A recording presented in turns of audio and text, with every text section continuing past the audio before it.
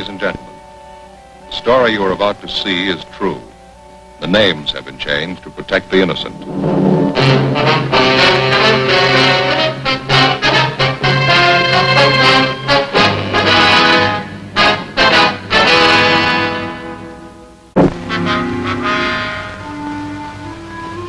The fourth largest city in the United States. It's still growing. Every year we get more of everything. Population, transportation, stores, crime, buildings, and more crime. More than 50,000 major crimes were committed last year alone. That means 50,000 criminals. They range from professional killers to petty thieves. A lot of them are experts. Every year they seem to get better at their jobs. And the better they get, the harder I work. I'm a cop. It was Tuesday, April 28th. It was warm in Los Angeles. We were working the day watch out of Safe Detail, Burglary Division. My partner's Ed Jacobs. The boss is Captain Wisdom. My name's Friday. It was 2:16 p.m. when we got back to the Hall of Justice, Superior Court, Department 38.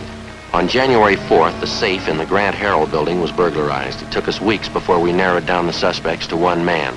He was an ex-con, a two-time loser. It took more weeks of interrogation, gathering evidence, long hours in the crime lab to build our case against him. It was a big job, a hard one.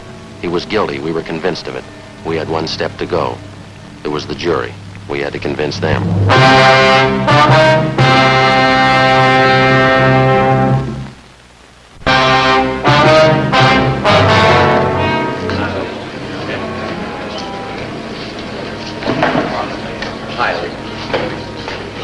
How's it going, Lee? I think we got him, Joe. Did you testify yet? This morning. How'd it work out? Physical evidence tied in perfectly, all 6 points. Jury impressed? Hard to tell. Buckley's got a smart lawyer. I was talking to the assistant DA. The case ought to go to the jury late today. What's coming up next, Neil? I'm due back on the stand when this recess is over. There's the bailiff. The Superior Court is again now in session. Remain seated. No smoking, please.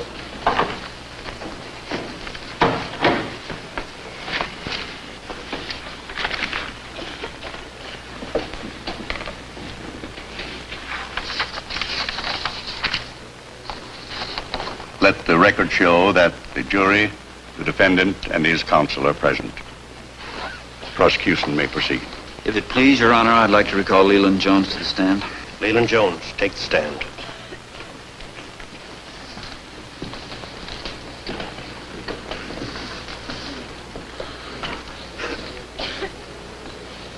Be seated. If I may, Your Honor, for the benefit of the record, state that Leland B. Jones has been duly sworn, that counsel for the defense has stipulated that he's a forensic chemist attached to the Scientific Investigation Division of the Los Angeles Police Department, and that he's qualified to testify as an expert in the case. Proceed. Mr. Jones, earlier today in this court, you heard the testimony to the effect that Conrad Buckley had identified these exhibits as his own. This wool jacket, this pair of trousers, and these shoes, did you not? I did. This morning, Mr. Jones, you pointed out these pertinent facts about these articles of clothing.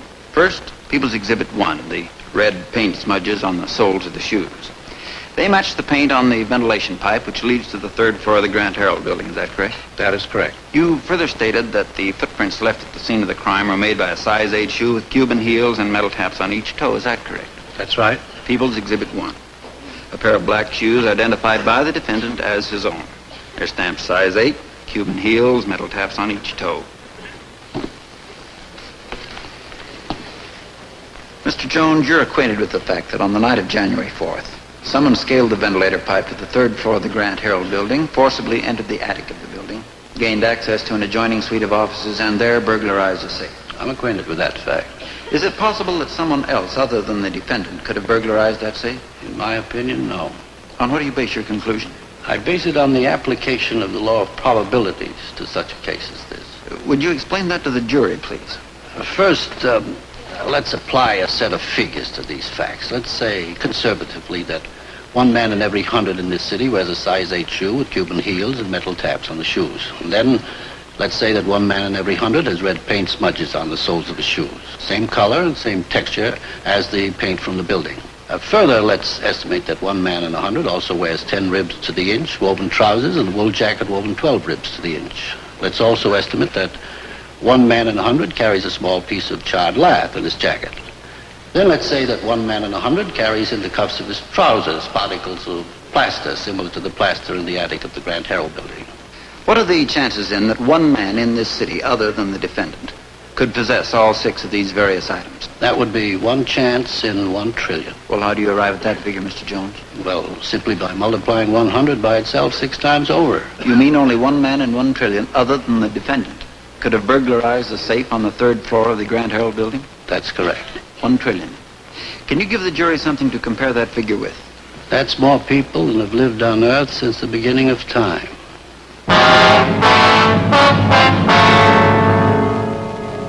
Lee Jones was the last witness to testify in the case of the state versus Conrad Buckley. For the rest of the afternoon, the defense lawyer and the assistant DA delivered their summations.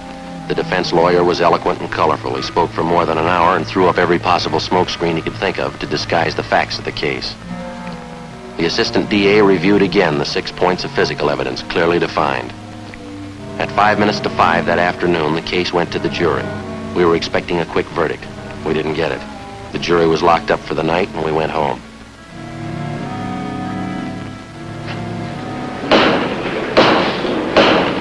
The Superior Court, State of California, and for the County of Los Angeles is now in session. The Honorable John Edwards, judge presiding. Ladies and gentlemen of the jury, have you reached a verdict? Yes, Your Honor, we have. Hand me the verdict.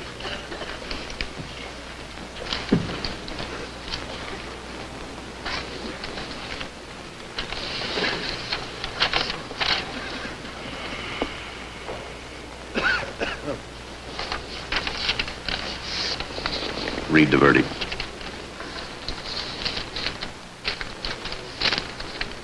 The Superior Court of the State of California in and for the County of Los Angeles people versus Conrad Buckley. We, the jury in the above entitled action, find the defendant not guilty. No talking back there, please. So say ye one, so say ye all. Is this your verdict? It is. Record the verdict.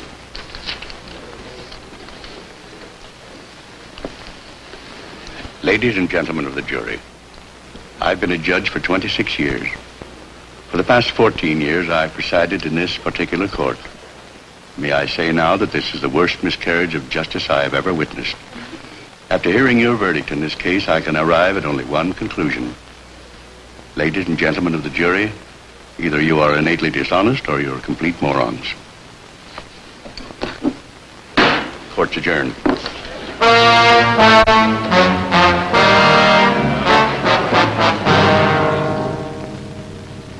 As soon as possible, the district attorney's office began exploring the personal life and background of each one of the 12 jurors. They contacted their neighbors, their friends, their acquaintances.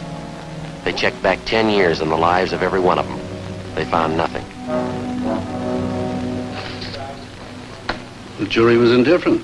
They wouldn't follow the case. Well, all the facts were there, Lee. None of the jurors were fixed. The DA's office found out that much. Why wouldn't they follow the case? A lot of people think they're doing their city a big favor when they serve on a jury. Yeah. They figure all they have to do is sit in the jury box for a few days, mark a ballot as fast as they can, and then leave. Beats me. They pay the taxes. They pay for these trials. They can follow the technical case closely if they want to.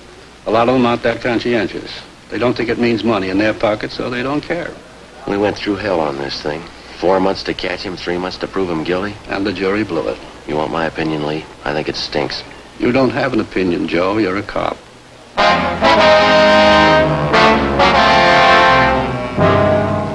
The case of Conrad Buckley became just another item filed away with hundreds of thousands of others in the record bureau of the Los Angeles Police Department. 6 days after he was acquitted, he left the city and a few weeks later was reported in Baltimore, Maryland. After that, he dropped from sight.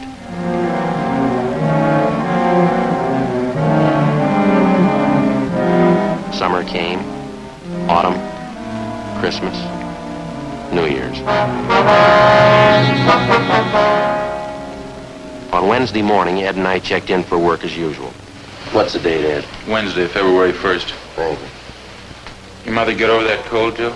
Yeah, finally. How about your kid? Yeah, he's okay. Wife's got one now. Hi. Morning, Kevin. Hi. Got a minute? Yeah. Carter Printing Company was robbed last night. How much?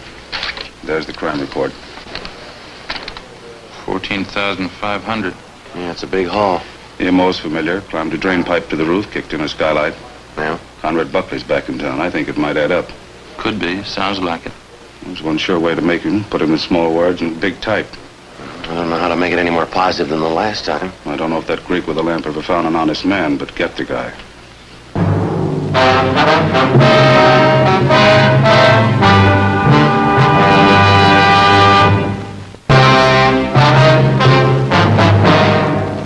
Ed and I drove out to the Cotter Printing Company and spent the rest of the morning and most of that afternoon checking into the $14,000 safe burglary. We examined the office where the burglary took place and the smashed skylight where the thief entered. We traced his path from the time he got into the building to the time he left. No fingerprints, no leads.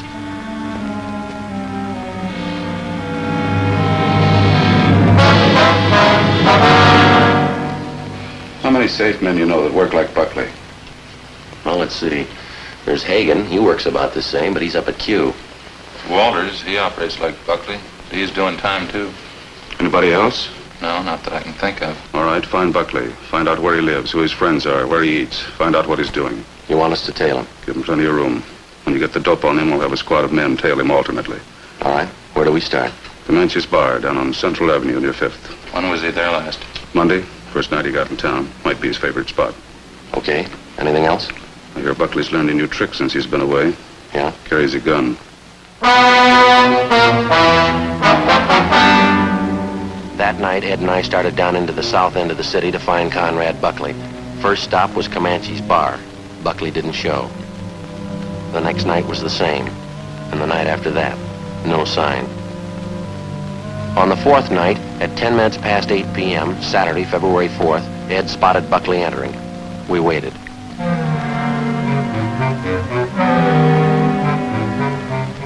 At 25 minutes past midnight, Buckley came out the main entrance with a blonde woman on his arm. He walked unsteadily. The two of them got into a gray car and sat there talking. What's the license number, Joe? 9 Robert 702. Want to get a make? Yeah. Control 1, request a rolling make in the 3 column. 9 Robert 702. 9 Robert 702. Roger, 80K. Stand by. KMA 367. It's a nice-looking car. Yeah, if it's his. Might pan out if we're lucky. Control 1 to 80K. Come in. 80K to Control 1. Go ahead. 9 Robert 702. Car registered to Mrs. Conrad Buckley, 939 South Norwich Road, Beverly Hills. 80K to Control 1. Roger. KMA 367. What does that prove? Proves he's supporting a new car and a wife. Let's find out how.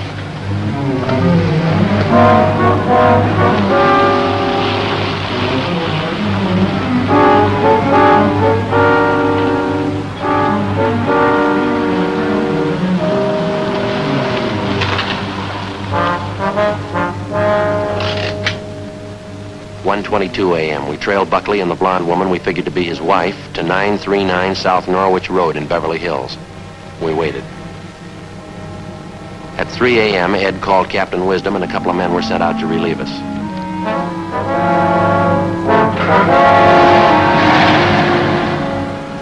By Friday of that week, February 10th, we had his movements fairly well established. We turned all the information we had over to Captain Wisdom, and he assigned a crew of 8 men to tail the suspect constantly in alternate shifts. The trap was set. 6 p.m. Tuesday, February 14th. I'll get it. Friday talking. Yeah, Captain, what's up? Uh-huh. Yeah, right. Buckley, he's making a move.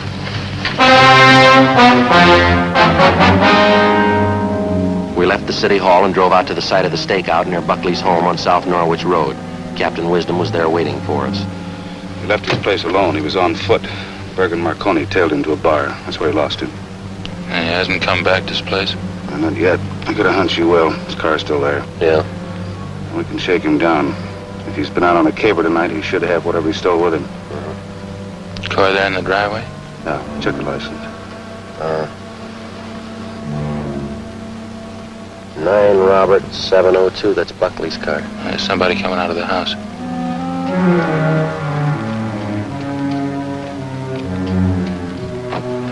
That his wife? Looks like it. Does she know either one of you? No.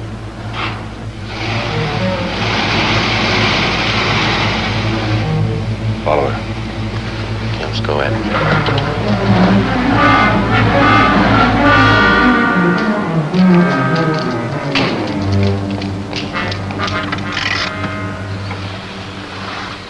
This okay? Can you see the door from here? Yeah, this is fine. Captain? Sir, move. Let's sweat it out.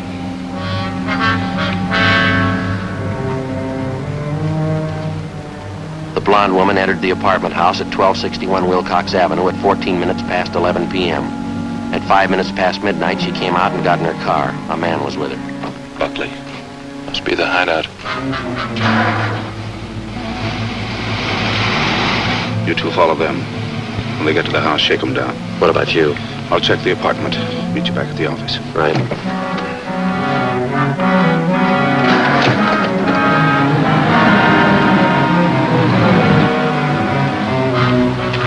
At 21 minutes past midnight, Ed and I pulled up at the Buckley home at 939 South Norwich Road. We waited until Buckley and his wife got in the house. Then we went in and shook him down. We found nothing. We searched the house, the garage, and the car. The same. Nothing. Yeah, all right. You can put your stuff away. Place is clean, Joe. Nothing. Right. And I tell you, I'm clean. You haven't got one thing on me. I'm clean. It's a nice car you're driving, Buckley. Is it yours? That's right. I like nice things. They cost money. What doesn't? When'd you get back in town? Last week, why? What are you doing with your time? Morris Cabinet Company. I'm a journeyman carpenter. When do you work? Nights? Good job. Believe me, I'm legit. All right, you stay that way and we won't have any trouble. Ed and I left Buckley's house, drove back to the office, and checked in with Captain Wisdom. He told us that he had talked with the manager of the apartment house at 1261 Wilcox Avenue. Buckley was renting apartment 7A in the building under the name of James E. Wilson. On the average, he used the apartment only once or twice each week. The rent was $75 a month. What'd you find in the apartment, Captain? He keeps 2 complete changes of clothes in the closet. The rest of the place is empty except for one thing, set of burglary tools. Yeah? Found them under a false bottom drawer. Set of safe jimmies, small sledge, the works. Then he works out of the apartment, huh? He's getting cagey, or he thinks he is. After a job, he probably comes back to the apartment, gets rid of his work clothes, and figures he's pretty safe. Well, then all we have to do is keep an eye on that apartment. The next time he pulls a job, we grab him. That's right. The next time we pick him up, it's going to be for keeps. That depends on the jury, doesn't it? At 3 a.m. that morning, Wisdom ordered a stakeout at 1261 Wilcox Avenue. The stakeout on his home also continued. During the next week, the suspect was seen to come and go from his home, and on 2 occasions, he visited his apartment during the daylight hours. No suspicious moves on his part were reported. The stakeout went on. 5 weeks later, on March 22nd, the safe in the offices of Butterfield and Crucian Wholesale Grocers was burglarized of $7,500. That afternoon, Wisdom, Ed, and I met with Lieutenant Lee Jones in the crime lab. It's cyclohexane, a coal tar product. Well, It's colorless and it's odorless. When it's rubbed into the surface of an object, it's invisible to the naked eye. Well, what about it, Lee? It's a crystalline hydrocarbon, slightly soluble in ether or alcohol. Uh-huh. Well, here, let me show you this cloth. I help you, Lee? Yeah, will you, Joe? There. Dust it on here. Now, can you see or feel anything at all? No. Seems to disappear. You can't feel anything. You can? Oh. Ed? No? No, there's nothing on there. Captain, you want to catch that light, please? Sure.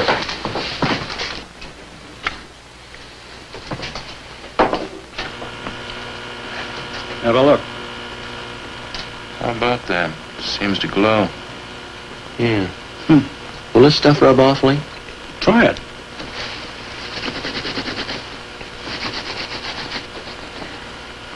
Now look at your hands. Nothing harmful in that stuff? No. How long will this stuff stay on, Lee? Maybe as long as 24 hours. Only shows up under that ultraviolet lamp, huh? That's right. Well, does it work on everybody? It'll work on Buckley. 10 minutes later, Wisdom put in a call to the 2 men on stakeout at Buckley's apartment on Wilcox Avenue. They reported that the apartment was empty. Buckley hadn't been near it since early the day before. At At 6 p.m. that night, Lee Jones, Ed, and I went to the apartment, let ourselves in with a pass key, and went to work with 2 jars of cyclohexane. We dusted it on everything in sight, on Buckley's clothes, his shoes, his hat, and on the set of burglary tools which we found in the false bottom drawer. We rubbed it in until it was invisible. We arranged everything exactly the way we found it, and then we went back to the office. Lee Jones had a portable ultraviolet light set up for immediate use. Wisdom alerted communications to pass along immediately all reports of burglaries throughout the city. We waited. At midnight, we went out in shifts for sandwiches and coffee. The watch kept on. 2:30 a.m. I got it. Wisdom. Yeah? Thanks. Harvard and Wilshire Boulevard. Safe job? 2 of them. Call Lee Jones. I'll meet you downstairs. Right. What do you think? We'll let the lamp tell us. Bergstrom, keep the storefront clear. 10 feet on either side.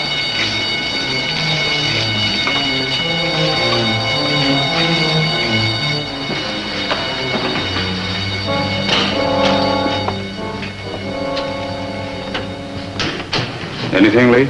You'll know in a minute. Okay, Bob.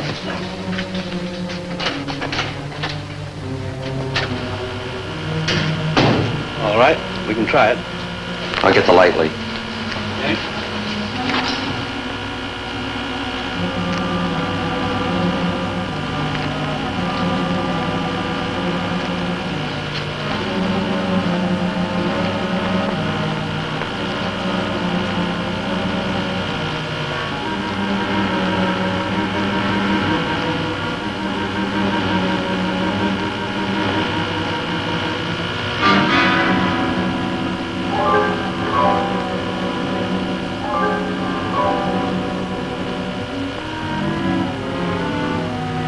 That's it.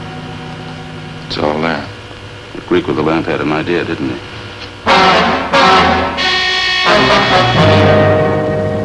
Before we left for Conrad Buckley's house, Lee Jones directed the photographer to stay at the scene of the burglary and take photographs of the telltale cyclohexane prints and all other pertinent photographs for use in court.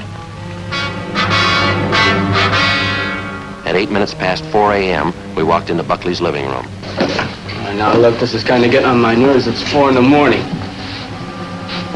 Ed, outlet's right down there. Right. What is all that stuff? What's that you got? Okay. Right, Lee.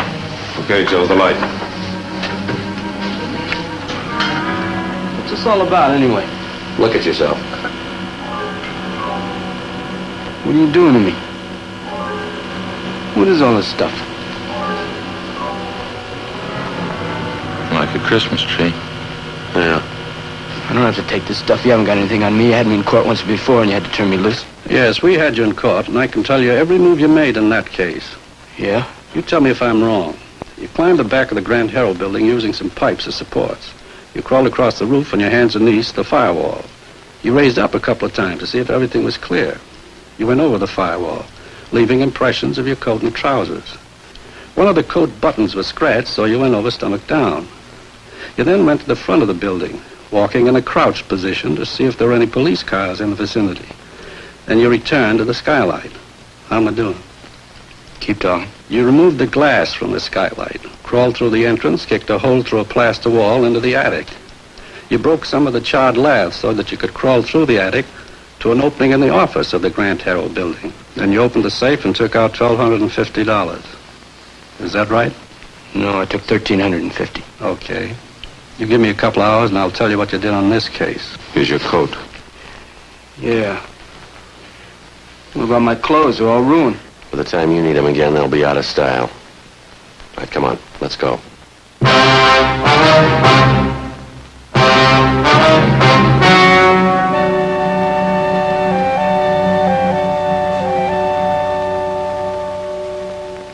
On October 15th, trial was held in Superior Court, Department 84, City and County of Los Angeles, State of California. In a moment, the results of that trial.